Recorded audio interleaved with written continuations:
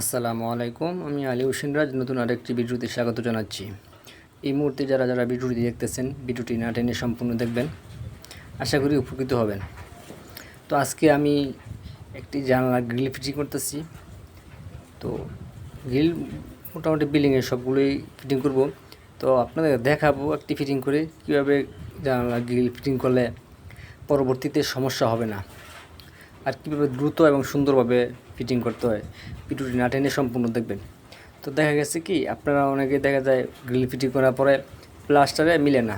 প্লাস্টারে মিললেও আপনার মনে করেন থাই বসানোর সময় আপনার থাইটা মানে পারফেক্টভাবে ফিটিং হয় না, বসে না। তো আমি যেভাবে বসাতেছি আপনারা সেম ওইভাবে বসাইলে আপনারা সুন্দরভাবে গ্রিলগুলো ফিটিং করতে পারবেন এবং পরবর্তীতে কোনো সমস্যা হবে না। দেখেন, আমি প্রথমে গ্রিলটা মেপে নিছি। মেপে নেওয়ার পরে আমি এখানে একটা 1/2 ইঞ্চি ক্লিয়ার রেখে, যেহেতু আমি 4 ফুট গ্রিল, আমি 1/2 ইঞ্চি ক্লিয়ার রেখে আমি একটা কাঠ বসাই নেব। এই কাঠটা কী জন্য বসাইতেছি 1/2 ইঞ্চি ক্লিয়ার রেখে, আপনারা একটু পরে বুঝতে পারবেন। তো ভিডিওটি না টেনে সম্পূর্ণ ধৈর্য সহকারে দেখবেন। এভাবে করলে আপনার দ্রুত হবে এবং কাজটা নিখুঁতভাবে হবে।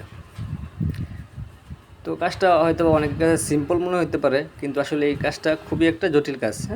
অনেকে এটা সুন্দর মতো, অনেকে মনে করে গ্রিল একটা কোনো রকম বসাইলে হয়, আসলে এমনটা না। এই গ্রিল যত সুন্দরভাবে বসাবেন আপনার পরবর্তীতে থাইটাও অনেক সুন্দরভাবে বসবে। দেখেন, প্রথমে যেই কাঠটা ওয়ালের সাথে আটকাই নিছি, এই পাশেও লেবেল ধরে আমি আরেকটা কাঠ মাইরে নিতেছি। দেখেন, লেবেল ধরে এই দুইটা কাঠ মারিয়ে নিতেছি, যার ফলে কী হবে, আমার সাইডেতে আমার সল করতে হবে না। শুধু কাইচিটটা ঠিক করে লেবেল করে বসাইলে আপনার পরবর্তীতে আপনি অটোমেটিক জানলা ঠিক মতো বসবে। তো আমি রিকোয়েস্ট করবো ধৈর্য সহকারে ভিডিওটি দেখেন। একটা কথা আছে না, অল্প বিদ্যা ভয়ঙ্কর।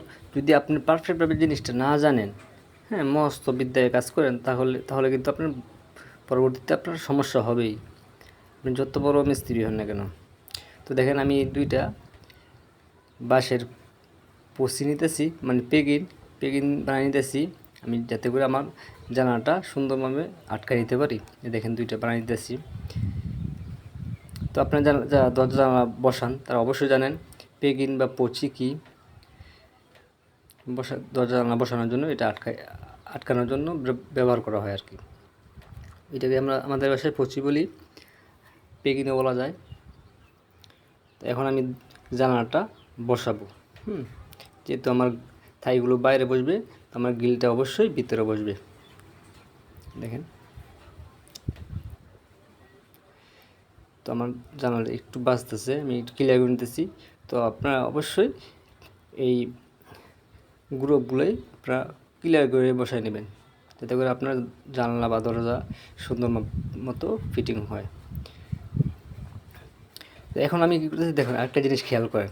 আমি কিন্তু অবশ্যই আগে কিন্তু আমি একবার লেভেল ধরেছি, আমি আরেকবার লেভেলটা ধরে নিতেছি, যাতে করে আমার 19-20 না হয়। 19-20 হলে কিন্তু আপনার জানলা খারাপ হবেই।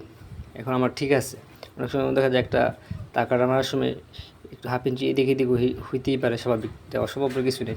আমারটা যেহেতু হয় নাই, আপনারা এভাবে করে নেবেন। নতুন অবস্থায় আপনি মারলে আপনারা একটু নড়াচড়া করতেই পারে, স্বাভাবিক।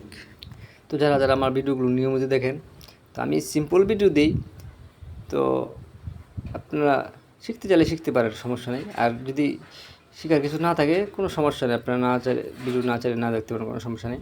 আর ভিডিওগুলো ভালো লাগলে অবশ্যই লাইক করবেন, চ্যানেলটি সাবস্ক্রাইব করবেন, আর ভালো না লাগলে ডিসলাইক করবেন। তো এখন আমি দেখেন শুধু এই খাড়া লেভেল দিয়ে সলটা করবো।